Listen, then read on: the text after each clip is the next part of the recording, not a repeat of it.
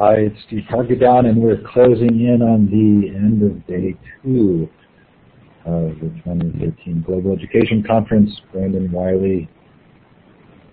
I would call you a friend, Brandon. I don't know you that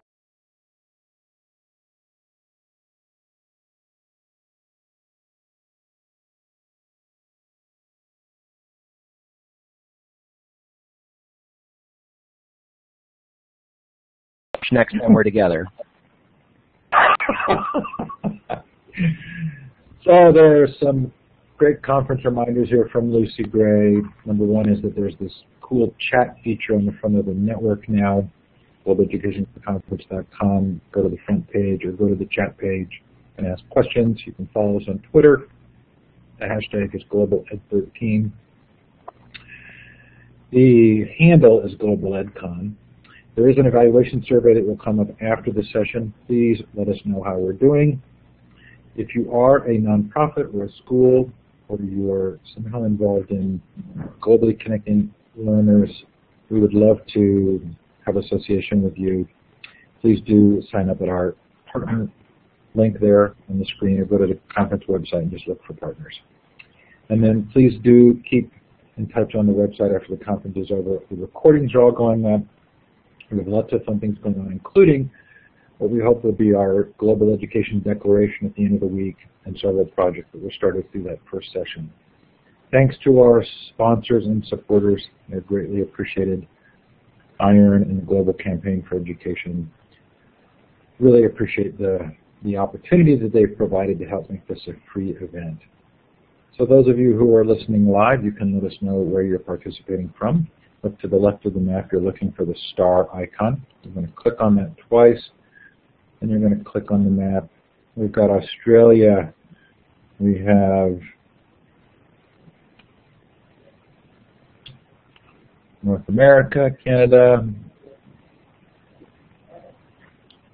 It's fine if you'll put that in the chat as well, and that can continue after we leave the map.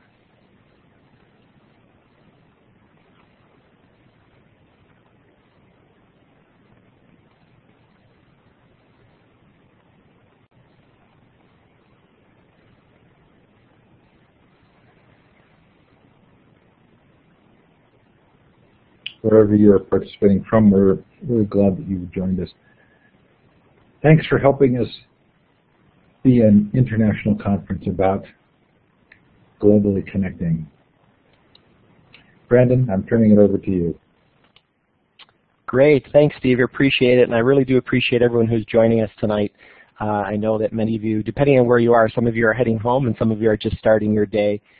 So as Steve said, my name is Brandon Wiley, and I work for an organization called Asia Society, which I'll tell you about in a moment. But before I move forward, I'd really like to encourage folks, if you are on Twitter, my Twitter handle is on this page. You can see it. It's @bwiley1.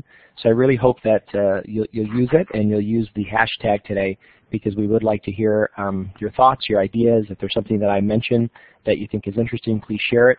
But just as importantly, if there's something that I talk about that you would like me to expand on after the chat, after this hour, I'll be online and I can certainly respond to you.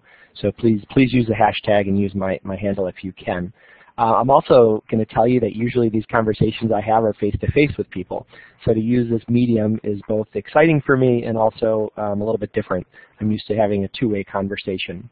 So today I will try to stop in the hour a few times and ask you to kind of give me some information back, just so that I don't feel like I'm talking to a void. And it's also worth noting I'm in Portland, Maine today. This is not my home, and I'm sitting in the luxurious Hilton Garden Inn. So if you're wondering about why does he have such a drably decorated home, this is not my home. So let's get right to it if we could. As I said, I work for an organization called Asia Society, and Asia Society was founded in 1956 by John D. Rockefeller III, a famous American philanthropist. We are based in New York City, but we have offices around the world.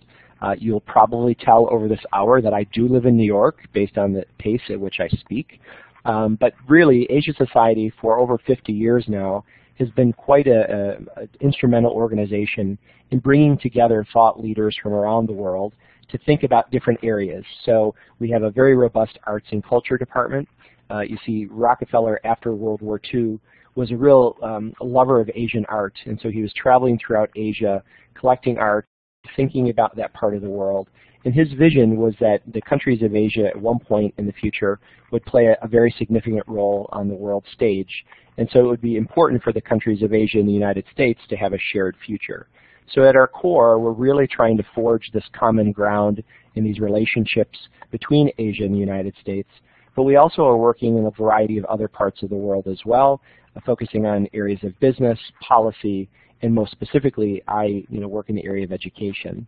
So just to give you this idea that we're a very multidisciplinary organization, and the work we're going to talk about for the next hour is in part what we've been doing in the education space, but I think you'll see that it transcends into areas of leadership as well as policy. So just to give you a little context, again, of sort of who we are and why I'm the one speaking tonight. Probably about 10 years ago now, Asia Society, the education department, decided that they wanted to have a broader impact on the world, and particularly U.S. education. So we began what is now known as the International Studies Schools Network, or the ISSN. And so through a series of grants that we were able to receive from the Bill and Melinda Gates Foundation, from the Hewlett Foundation, and some others, we've been able over 10 years to create a network of schools that are really focused on promoting students to be globally competent and ready for college and career. So really what this began was to look at large high schools in urban settings and how we could create smaller high schools that would focus on these two things. And so now 10 years later, we've actually partnered now with 35 schools in 8 states. We're serving about 17,000 students around the United States. And as you can see from the graphics, we're working in some diverse and in some cases challenged communities, and yet we're getting good results in return for those efforts. So increasingly what we've been doing is not just creating new schools, but also now partnering with schools that already are in existence, that are looking to transform their approach with students, that are looking to bring in a global context and a global focus to what they're doing. So the strategies I'm going to share with you tonight, and I was really struggling with what to call the workshop. So 6 strategies. I probably might share about 20 actually, but we'll go with 6 for now, so we'll keep the bar low. Are really strategies and things that we've learned over the last 10 years. What are some of the step-by-step approaches that schools can take to be more focused and thoughtful about preparing students to be globally competent? So the good news is some of the strategies I'm going to share with you are whole school strategies. They're things that a whole school could focus on doing. But if you're an individual teacher joining us tonight, these are things that you can do in your own classroom, even if your whole school doesn't really buy into this idea of global competence. So I think it's sort of important to set the stage for what we mean by global competence. And I know as I've been watching some of the other webinars and hearing folks talk about this notion of global literacy, global mindedness, global competency, that we're all kind of aiming towards the same type of things, but we don't all call it the same thing, depending on where you're from and what other hierarchy. Some organizations are talking about 21st century skills, of which global is a part of that. Others are talking about deeper learning. So what we like to think is that global competence is sort of an umbrella term that focuses primarily on a couple things. So about several years ago, Asia Society partnered with the Council of Chief State Schools Officers, CCSSO. These are the state commissioners and superintendents around the United States. And so they created a committee that was headed by our Vice President for Education, Dr. Tony Jackson. And what they try to do is help give some context and some structure to what this means, this idea of global competence. Because for many schools, in our experience, this notion of global is very abstract.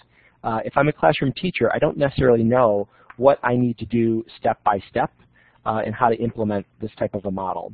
So that's what I'm going to try to walk you through today. But in essence, this idea of global competence focuses on students' abilities, their dispositions to do 4 things. The first is to be able to investigate the world, to really be able to wrestle with thought-provoking, big-picture questions that relate to issues that they're dealing with in the world. So how do we help frame questions and ways in which we can engage kids deeply, to teach them the skills that they need to research, to find information, and to think deeply about that information. Once they have that information, The idea then is to help them recognize different perspectives. How can they look at that information and think about the cultural implications, the geography implications, and really think about it from multiple perspectives. The next is that once they have the information and they've thought about those perspectives, is to think about how they're going to communicate ideas. How do they use the traditional and new technologies to think about communicating with an audience? How do you communicate with a purpose? And then the last piece of this is this idea that they are meant to take action, that we don't want them just to be passive recipients of information, and we don't want them just to sit back thinking about these globally significant issues, but that we want them to actually be actors both in the local and in the global context that they live. So every chance we get with teachers, we're trying to get them to think about, regardless of what your content area is, regardless of where you teach, how can you integrate these four dispositions, these four domains of global competence in what you teach. So for example, if I'm a math teacher, what does investigate the world look like in the area of math? What do mathematicians do? Where do they find their information? How do they share their information? Who are the audiences that they communicate with? And then how could you use mathematics to really take action or to make a difference in your community? So again, regardless of what your content area is, we're really trying to help develop those dispositions with students. But just as importantly, because sometimes people will say, well, geez, those are great, but does this mean that the content knowledge that students must gain and possess, does that diminish it? And the truth is it really doesn't. Strong content knowledge does matter, but what we'd like to think about with global competence is that it matters in an interdisciplinary way. And sort of the analogy that I like to use is that when I woke up this morning, I didn't spend the first 30 minutes of my day thinking about math, and then the next 30 to 45 minutes thinking about science, and then whatever else. And yet our schools are structured very often in these ways. We compartmentalize the learning. We compartmentalize the way we ask kids to apply that knowledge. And so what we're trying to do is really foster this idea of interdisciplinary learning and really trying to apply these skills across all the different domains. Now, that's not so easy all the time, right? So what we are trying to do is get very concrete about how to help teachers do that step by step. So Asia Society, as a nonprofit for many years now, has been creating resources and tools that we've been providing to the field, and I'm going to share some of them with you tonight because I'd like to be very practical. So tonight I'm going to give you some free stuff, a free book, and some other resources, and hopefully give you some steps that you can take back to your classrooms or your schools first thing tomorrow. So this idea of global competence really, for us, transcends the classroom. So what we've done is we've created a school-wide model. And so basically, the team at Asia Society got together and did some research, went around the country, looked around the world, at what were really strong international study schools, schools that are focused on global. What were they doing? What was sort of in their DNA that made them successful? And so we designed a school-wide model, a school-wide design, that everything from the school's vision, mission, and culture, to the curriculum, assessment, and instruction, to the partnerships that they create in the community, what if they focus all of those things around global? And so you'll see on the screen right now, we have sort of a little bit of a graphic that shows you all the different aspects of a school that we think you should be thinking about when talking about how do I take this to scale? How do I bring a whole school to focus on this? And so we have a set of tools and resources, many of which I'll share with you tonight, that really talk about what would you do to create a global vision, mission, and culture in your school? What types of partnerships would you create in the community, both locally and globally, that provide opportunities for your students and for your teachers? And so this design is what has driven the ISSN for 10 years. And I'm very proud to say that the schools that are in our network, in many cases, are all public high schools. I think we have one independent school. We have several charter schools. But for the most part, many of these are traditional public schools, elementary, middle, and high school, all dealing with the same issues that a traditional high school or elementary school would, with standards, standardized testing, etc. And so what we're trying to do is give them the tools that they need to bring a global focus sort of to the forefront of what they're focused on. So what might you see in some of these schools? And again, many of your schools, I'm guessing if you're participating in this, you're already maybe thinking about these things. But in a lot of our schools, what you would see is a project-based learning or an inquiry approach. We believe that one of the best ways to really foster global competence is engaging kids in hands-on, globally focused projects, problem-based projects, and helping them really think about how those projects can extend into the real world. So that means going out into the community, doing interviews, working with local experts, and really getting them to expose them to the real world. We also believe very strongly that world languages needs to be a more central part of what a globally focused school is making an effort to do. Specifically in the United States, we see that many American schools are not focused on world language instruction for a variety of reasons, whether it's funding or the lack of a proper instructor. And yet, whenever I travel outside of the United States, I'm struck by the number of students who can speak 2, 3, and even 4 languages. And yet, we're not affording our students in the United States the same opportunity.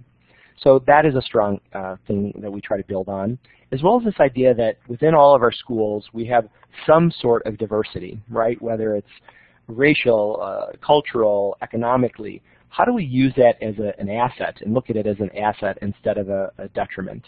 And the example that I give you on this is in many schools where there are diverse languages spoken, for example, instead of us thinking of our English language learners, especially here in the U.S., as an obstacle, as something that we have to figure out, instead we have to shift the thinking to think about how do we celebrate that.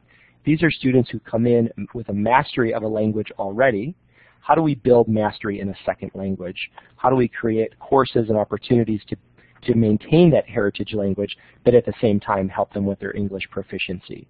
Again, not easy to do always, but we have to have that disposition to sort of believe that. So then there's other pieces around technology and, of course, around service learning, trying to utilize those as a mechanism. So I'd like to give you some examples about this as we go through tonight. So I'm going to stop talking, catch my breath, and let you process a little bit of what I just shared. And what I'd like you to do is just to think about this question about why it's important for your students to be globally competent. The fact that so many of you are joining us tonight and making an effort to be participate in this conference tells me that something in your mind leads you to believe that this is important. But I'd like you to try to name it, to try to own why it is you think students should be globally competent. And this will lead me into my first strategy tonight. So some of you may have heard of the 6-word memoir or the 6-word story. And so this is a bit of urban legend, perhaps, so I'll own that right from the beginning. But many of you are familiar with this idea of Ernest Hemingway, or you know of Ernest Hemingway. And so the way that the urban legend goes is that Hemingway was spending some time at one of his local watering holes, as he liked to do, and he got into a conversation with another local who was kind of challenging him about his writing and about, in essence, sometimes how verbose he could be. And he said, you know what, I'll make you a bet, and I'm sure there's probably an adult beverage attached to this, but I'll make you a bet that you cannot write a story in 6 words. And so after some thinking about it, Hemingway, hemmed and hawed a little bit. But what you see on the screen is the 6-word story that Hemingway wrote.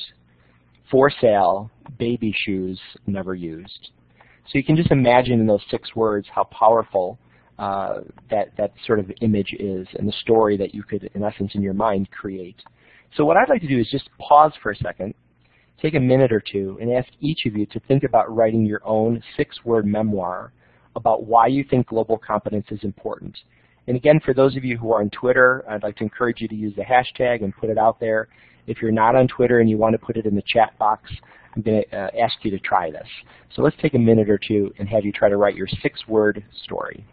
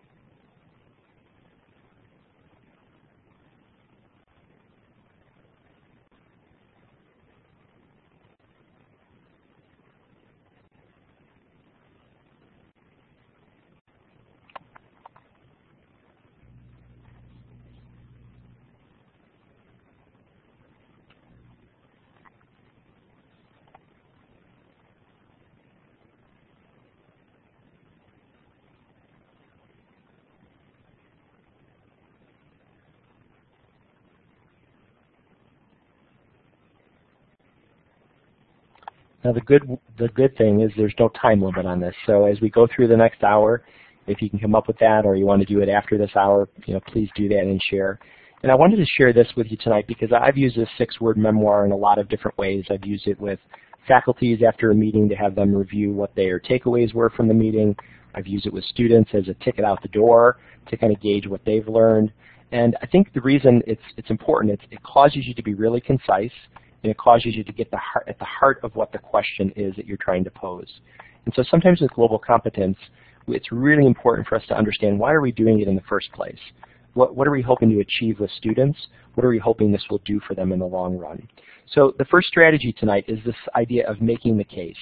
It's important for all of us to develop our elevator pitch about why global competence matters. Why would we want our students to have this global disposition? Because in some cases it will require teachers and school leaders to think differently about how they do their jobs.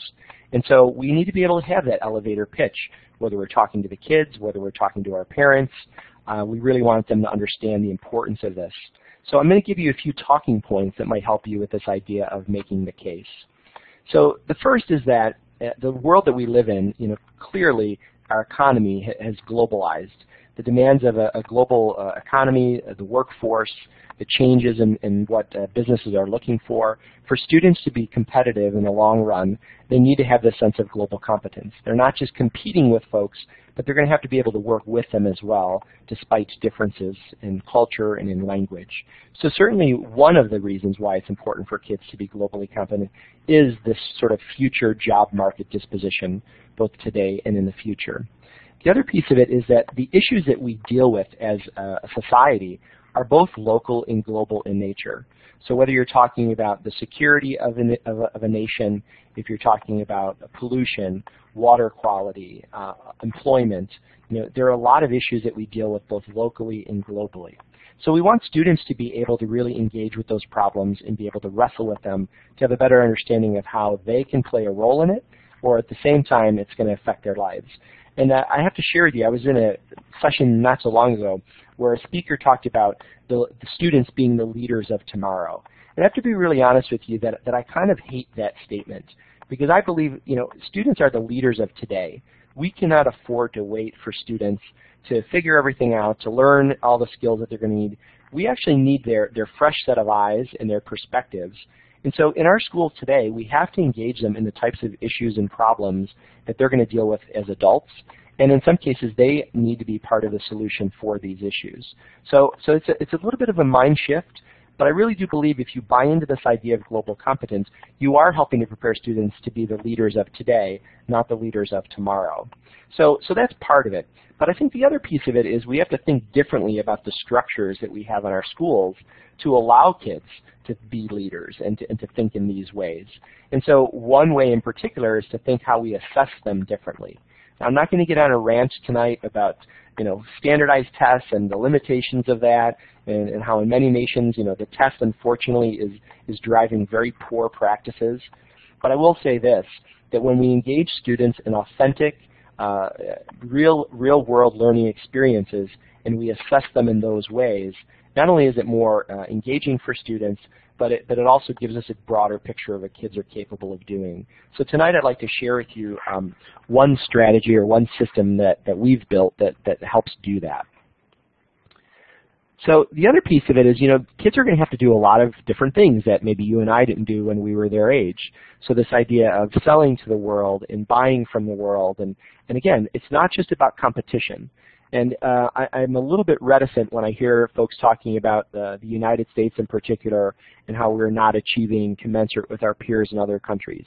That may well be true, but in my mind, competition always leads to a winner and a loser. And I think if we look at this idea of global competence with an equity bent to it, we can't afford for there to be any losers. So the truth is we need to be learning from and with the world instead of competing with these other countries. And I think what you would find in a lot of high-performing countries is that being number one isn't their driving, motivating force. And yet sometimes I feel like in the United States, we feel like we're playing the catch-up game, and so part of it is about being competitive. To my mind, for the world to be successful, all of our kids, regardless of what country they live in, need to have access to a high-quality education, and all of them should be afforded that right. And yet sometimes I feel like we're missing the boat in that conversation. So to that end, another piece that I'd like to share, and this is really exciting for us at Asia Society, a new tool that has just been created is something that's been called Mapping the Nation. And so if you check out mappingthenation.net, this is a brand new resource that just was released yesterday in conjunction with the Longview Foundation, as well as the U.S. Department of Education and SAS. And so what we've been able to do is bring together over 1 million data points of information to map across the United States every different element that could be thought of in regards to global. So how many languages are spoken in your community? How many businesses have a global perspective or a global connection? What are the languages that are taught? So this is an amazing resource that has never been available before. And so what I'd like to encourage folks to do, if you live in the United States in particular, is to check this out. And there are a lot of different key indicators, from the percentage of population born in other countries, the languages spoken in different places. You can drill down to the state level as well as down to the county level. And so you can kind of see, county by county, how global are we? So if you're trying to make the case for global, this is an excellent new tool that's just made available for you to start making connections for your local community, for your boards of education, for your local businesses, about why it is important for your students to be globally connected. And we'll give a shout out to our colleagues in the state of North Carolina that created the first heat map, if you will. It's called a heat map around global education. And this idea has now been scaled to the United States broadly. And so as I said, you can drill down to the state level as well as the county level. And there's a lot of interesting information here in infographics about how global your state is, how global your community is. So this is a great new resource. And again, it's called mappingthenation.net. And I think I will, thank you, I have a colleague that just put it in the chat box for us. Really awesome resource, so we really encourage people to check around. But again, as you're thinking about making the case, you have to think about your community and about what the needs are. And so a tool like this has been, I think, will be very useful for folks, and we'd love to hear from you how you might use it. So kind of moving along, let's say you're able to make your case, you're able to identify why global competence matters, you're able to identify that and communicate it to an audience. We do know that we've hit some brick walls in some places where teachers and administrators have said, you know what, this sounds great, and I know that our kids need to be globally focused, and we need to prepare them for a global world, but we have obstacles we need to overcome. So, the question is, what are some of those reasons teachers might not teach for global competence? And again, I'm going to give you at least 2 examples, and I apologize, these are somewhat, U.S. focused, but one that's not U.S. focused is just this idea, right, that there's too much stuff on the plate. And so a lot of times teachers will say, I would really love to do this, but I don't have time in my schedule. I'd really love to do this, but I have all this extra administrative things that I have to do. So what I'd like to put forward is a globally focused school, the plate is global. In other words, this idea of global competence is the plate on which everything else sits. It's what we're focused on as a school, it's what we're working towards, and everything we do on that plate should relate to the end goal of students being globally competent. So in the U.S., 2 really quick examples that I've been coming up against. The first, of course, is this idea of the Common Core standards here in the U.S. And wherever you are in the world, my guess is you have some sort of standards or some sort of curriculum that you're beholden to. Well, what I've been trying to explain to folks is that as you think about the Common Core and the ways in which it asks students to think and work at higher levels, to include critical thinking, problem solving, being able to use expository text to be able to make a claim, support it, all of these things, this is what global competence is about. So they are not diametrically opposed. Instead, what I would argue is that when you're teaching students for global competence, you are giving them purpose for why they're learning the standards. It is the mechanism by which we get students to the standards and beyond. So we kind of like to think of global competence as Common Core and more, right? It's the high rigor and the expectations, but the more part is the take action. I don't think when you look closely at the Common Core standards, you're going to see a lot of the take action in there, But to my mind, that would be the motivation for why students and schools would even want to try to get students to that higher level. Another example is around teacher evaluation. In many places, administrators are involved in evaluating teachers. In some cases, that seems like all they do. So the truth is, to my mind, a teacher evaluation system is set up to talk about what successful teaching looks like. What are our expectations for what a teacher does with their students day to day? So to marry the two together, when we talk about global competence, what we want to do is talk about what are the behaviors, what are the strategies, what are the activities that teachers would do in their classroom to promote global competence, and we build that into the evaluation system. Again, they're not two separate things, they're one thing, but we haven't done a good job as school leaders, I think, and myself included in this, in thinking about how to bring together that coherence. How do we help schools and teachers think about how all these things fit together and how global competence can sort of be the through line through each of those things?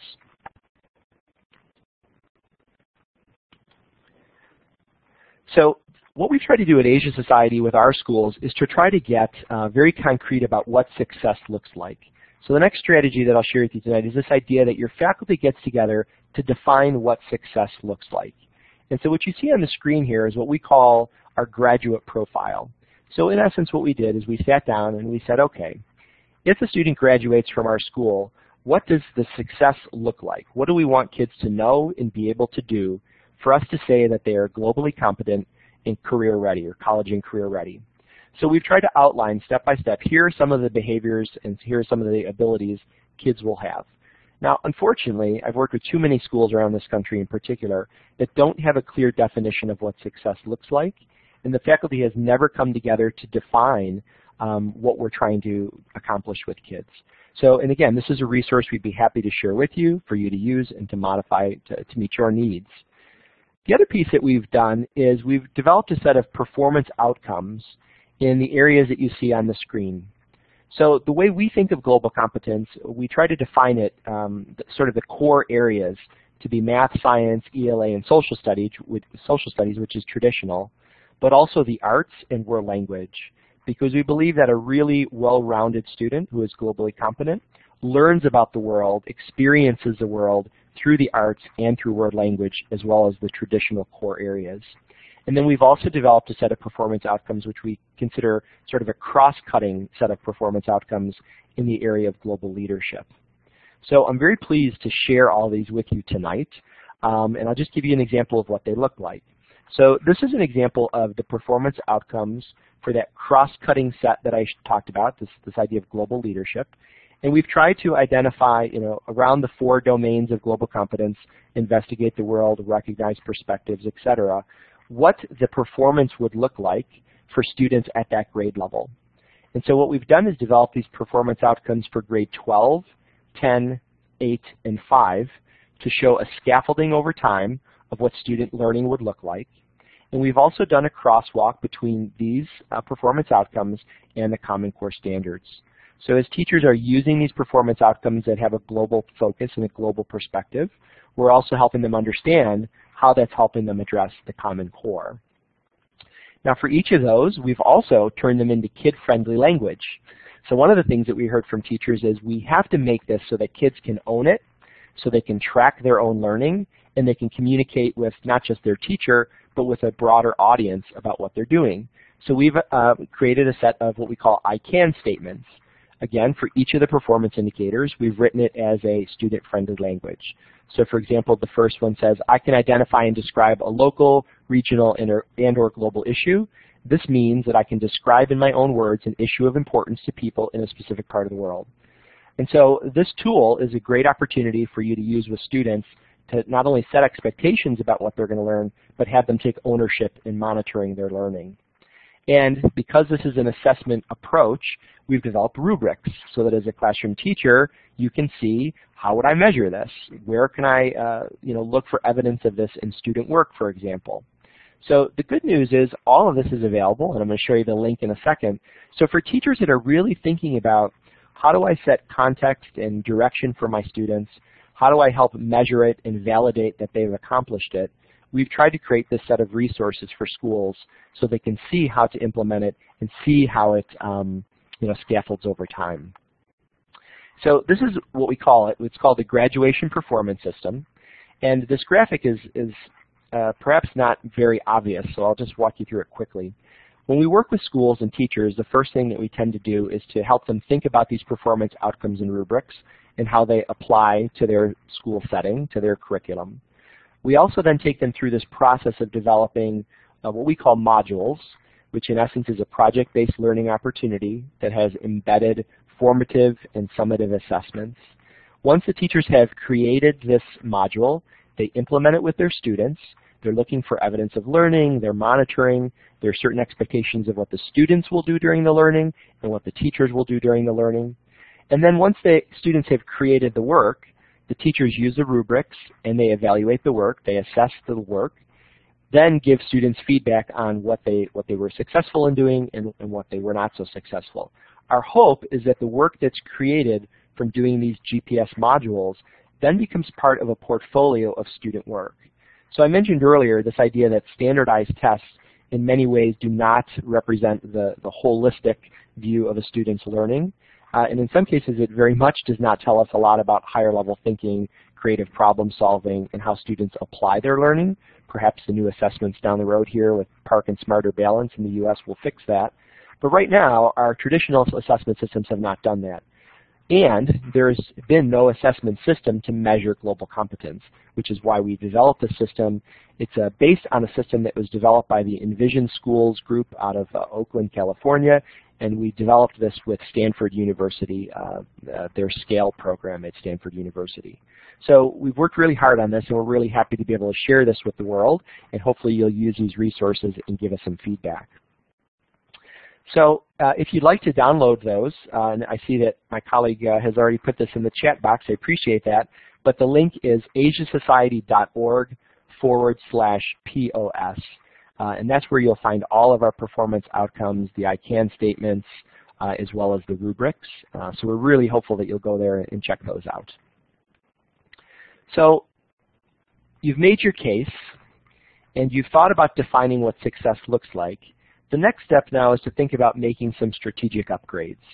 So if you're an existing school, how can we take some of the things that we're really been doing and really ratchet them up? So the first part is to think about targeting high leverage entry points. So in other words, I'm not talking about doing global projects wall to wall from the beginning of the year to the end of the year. Instead, what I'm thinking about is if I'm a teacher and I know my content from the beginning of the year to the end of the year, where can I find strategic places in the curriculum to embed going deeper, where I can embed those globally focused projects? And so we help schools think about when and where they can do that, and if possible, where those projects can be interdisciplinary. So that's one approach to be thinking about. The second is to think about piloting new and strengthening existing approaches. So for example, if you have different electives that you offer, how can you reframe them to give them a global focus? If you don't have a world language program that's very strong, how can you add new world languages to your offerings? How can you build in opportunities for internships or job shadowing, community service, travel, right? If these are not part of your approach currently, how can you think about strategically implementing those as part? Now, we do realize that some of this does take money, and so that's why you have to be strategic. The more you can do that's not going to cost a lot or cause you to add staff, obviously those pieces might be more helpful.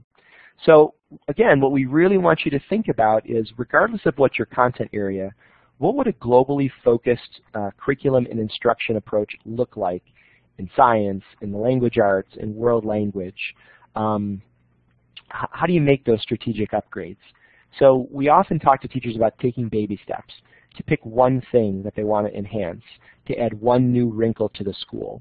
But then schools that are really focused on this, when they can start to map across the school all the different ways in which they're infusing global, that's when the real power comes, when they're able to really scaffold across the school these different projects and to think about the different structures that they can create. So another framework that we've used, and I use this with teachers a lot, is to think about, for example, those of you who are on tonight and you're a teacher, I want you to think about a project or a unit that you have coming up. And one of the frameworks that we've been using with teachers is this one called SAGE. And so this idea is that the S stands for student choice. To what extent do you provide students opportunities to choose some of their learning? So everything from what they learn, how they learn it, and how they're going to demonstrate that learning. Now, you wouldn't necessarily do all three of those, and you wouldn't necessarily do all three of those all the time, right? But as a teacher, you can decide when and how do you provide student choice. Now, the rationale behind that, of course, is that students are more motivated and engaged when they have some ownership of their learning. The second is this idea of authentic context. They were asking students to do something that real adults do in the real world.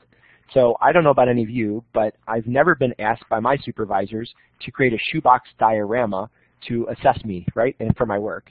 And yet when I go into schools and I see that we're asking them to do shoebox dioramas, I wonder where that authentic application is. Now, I've said this before and I've been criticized for it because I had an engineering student make a case to me about how important a diorama was, but I think you get the point. So are they writing reports? Are they writing grant proposals?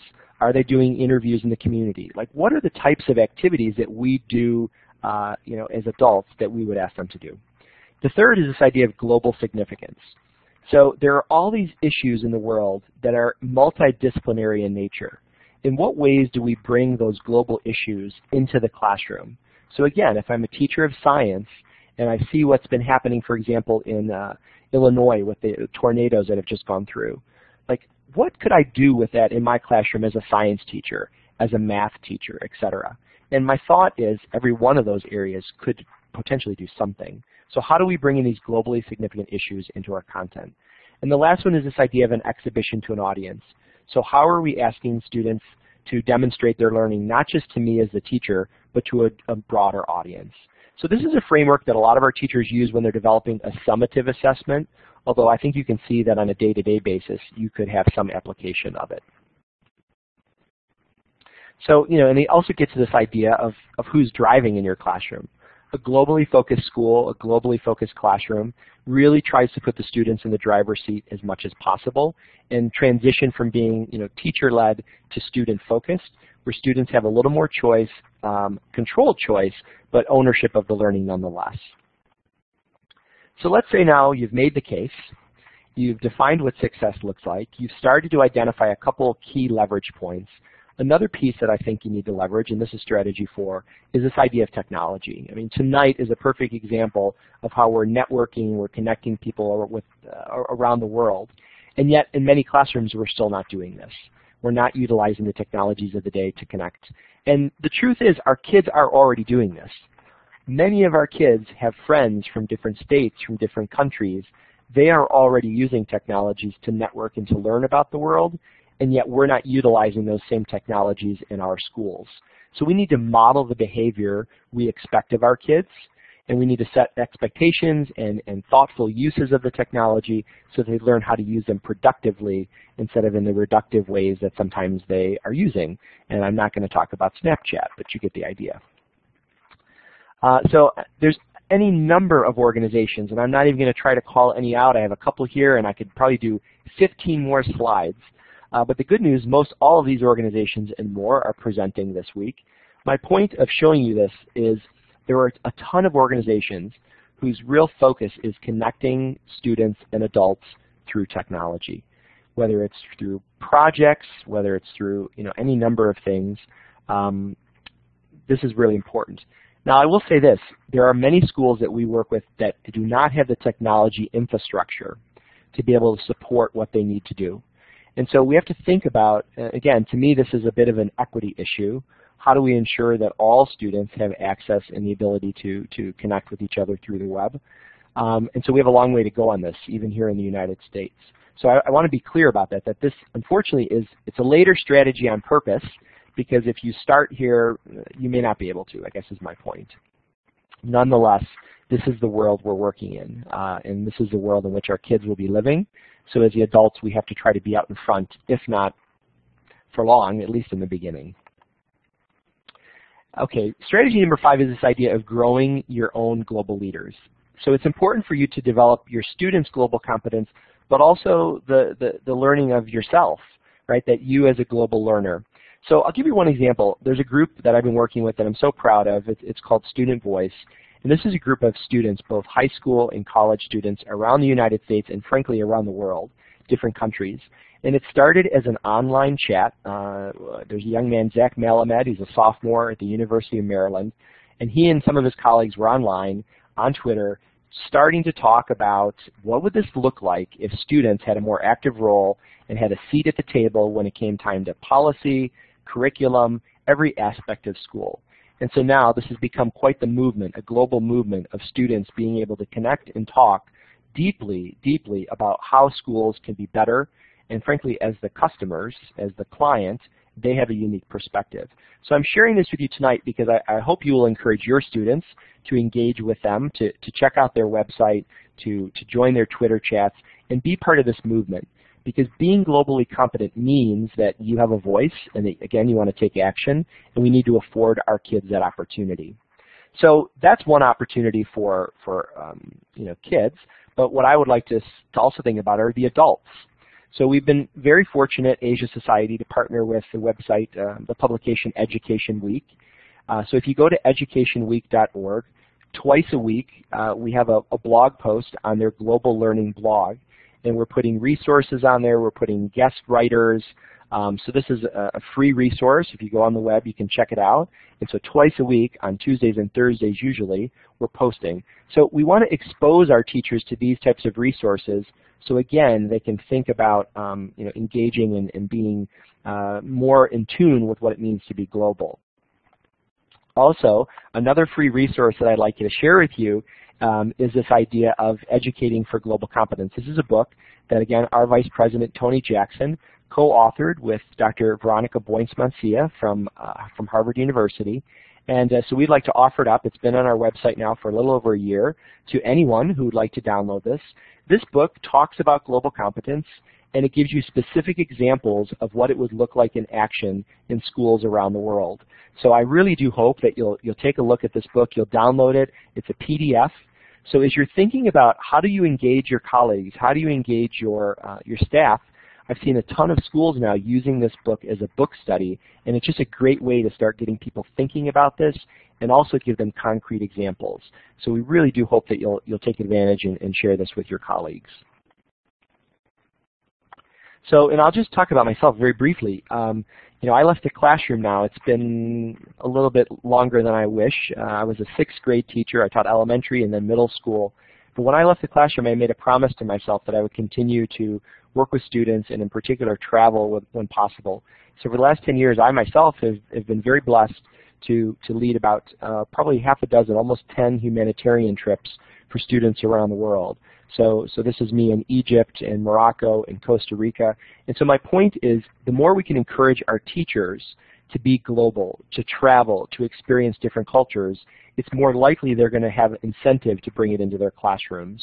So we need to really try to encourage that and make those opportunities available to the adults as well as the students. And again, we work with a lot of low-income communities where this idea of travel is not something that they could afford.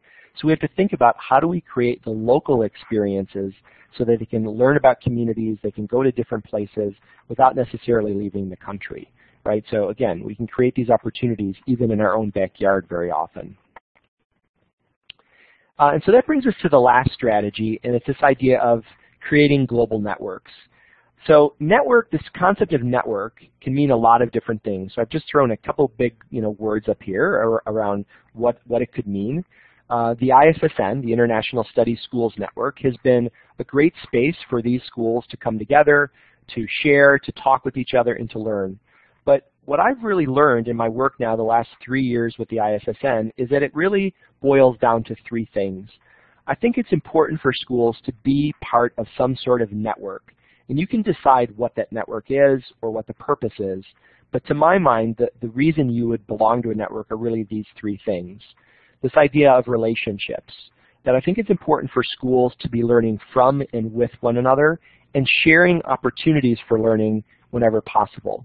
We're in an age of diminishing resources, and so it's important for us to be able to learn from and with each other and to, instead of reinventing the wheel, learn from others' experiences, learn from what worked, but then also realize that our local context does impact that. The second is this idea of, again, resources. how can we leverage the resources, the limited resources we have as school communities to get what we need and to move learning forward. And then frankly, this last one around resiliency is one that I'm finding, frankly, very, very much so around the U.S. right now. I fear that we're in a very much a deficit model of thinking about what teachers don't do right, about, you know, we definitely have had an achievement gap in this country. I would argue we've had an opportunity gap, but I'm beginning to see a trust gap starting to emerge. This idea that we're not trusting of schools and of teachers, and if we're to ever overcome that, we need to invest in these ideas of networks and supporting each other so that that resiliency there. We have a lot of people who are frustrated right now, I fear. And so we've done this in a couple ways. You know, Asia side, we created a Ning. You know, Ning is an online platform that you can, I believe it's actually the platform that the Global Ed Conference uses. We've created a Ning for our teachers. You could use this, you could use a Moodle, you could use a wiki. There's a lot of different technology tools you can use. We use the Ning to connect our teachers so they can share ideas, they can share resources. And so really just excited that we're able to connect teachers virtually because they can't always see each other face to face. So my final thoughts, and then I have a few minutes I think for questions. Two things. First of all, this idea of global competence and how to do it does not take magic, but it does take very thoughtful planning and strategy to think about how to scale this or how to spread this across a school, across a district or a state. And so what we're trying to do is really create the blueprint and the step-by-step approach that's necessary to do it. And so I hope tonight I've shared a couple strategies that help you with that, and I'd be happy to go into more depth if you want to follow up with me. But then the other side of that coin is this idea that as global as we are, and as busy as we are, and as cool as it is to connect virtually, the number one indicator in my experience around whether this works in a school or not are based on the relationships that we form. So in a globally focused school, yes, we want to learn about the world, but we got to learn about the people who are sitting right in front of us first. We have to be able to make relationships and connections with our students, with our local community, and so that underpins a lot of this work. And it also is being sensitive to the local realities and to the local histories that we have. This is not to push those things out. In essence, it's to preserve them and to elevate them. So I'm going to stop there, and I know we just have a few minutes left to see if there's any questions. And I'll also apologize that I talk so darn fast. Brandon, this is Steve. I think you did a great job. There's a terrific confluence between your question about the value of globally connecting and global education with the activity we did at the opening ceremonies of the conference. And we'll make connections with you, and we're trying to build a conference declaration around the importance of this. And I'm actually going through the chat right now to try and pull those notes out. The other thing that we're doing is that we're trying to give a break for people between the keynote sessions and the next set of sessions, so they can actually get up and stand up. So do you want to put your Twitter information again in the chat? And we'll encourage people to reach out to you directly afterwards. And maybe we'll take one or two quick questions, but leave 5 minutes for people to shift gears. Sure, absolutely. And I noticed, Steve, there's been a few questions about the slides, and I know we're recording this session, but I'd also be more than happy to share them with folks. It's a pretty big file, so it probably would be as a PDF, but I'd be happy to make that available to folks as well. That's really nice. And I will mention, and this seems like a shameless plug, so I'll apologize in advance, but I've also been working very closely with Dr. Heidi Hayes-Jacobs, who has a book series that's coming out with Solution Tree this next month. And I've actually authored a chapter in one of her books about going global that talks about all 6 of these strategies in great depth. So again, not trying to plug it. I'd be happy to talk to you without having you buy the book. But if you're really looking for more concrete examples, that chapter will definitely delve into these. And I have a chapter in the same book on yes, you do. community. so you'll get 2 fun chapters for the price of 1. That's right. So if you would like that, make sure that you send Brandon a message now. He can save it. You can also save the slides through this Collaborate platform. So if you're willing to live with the PDF version, you can go up to File, Save, and you can save the whiteboard as a PDF, and that will give you all the slides from tonight as well. Okay, so Brandon, do you know the title of the book? Yes, I think, and I don't know if we're both in the same book. So it's a series of books around the new literacies, and so the book that I know I'm in for sure is called Leading the Literacies. Yes, I think that's the title. I'm sure that if they join your name, there'll be an announcement about it, right? Yes, and I'll be. I think it's coming. It's being released next month, and I'm sure we'll tweet it out and put it out there. But it's going to be published by Solution Tree. And the nice thing about it, I'll just say this: that what Heidi's done with that series is really talk about what are the new literacies, or how do we think about the literacies of the 21st century. And one of them that she has identified is this idea of global. And so there's a book around global, which again gives a context of what it means to be globally competent and so forth. But then there's a whole book around leading for these things, right? Like what does a school leader or a district leader need to do to really make this happen? So I'm actually going to put in the chat right now the link to the book. It's called Leading New Literacies, and then it's part of a series that Steve is a part of. And I think your chapter, Steve, might actually be in the global book or one of the books. It's in one of the books, I know that. My book's not coming out till January, so I think you're right, it is a different volume. Oh, you got a little more time than I did. Lucky you. Not that helped. Hey, folks, we are going to close. If you have questions, okay, please great. Everyone. Or send a note to Brandon. Brandon, thank you. That was delightful. Really appreciate it. My pleasure, and good luck to everyone. Look forward to the future sessions this week. Okay, everybody, we'll stop the recording now. The recording will go live in about 10 minutes.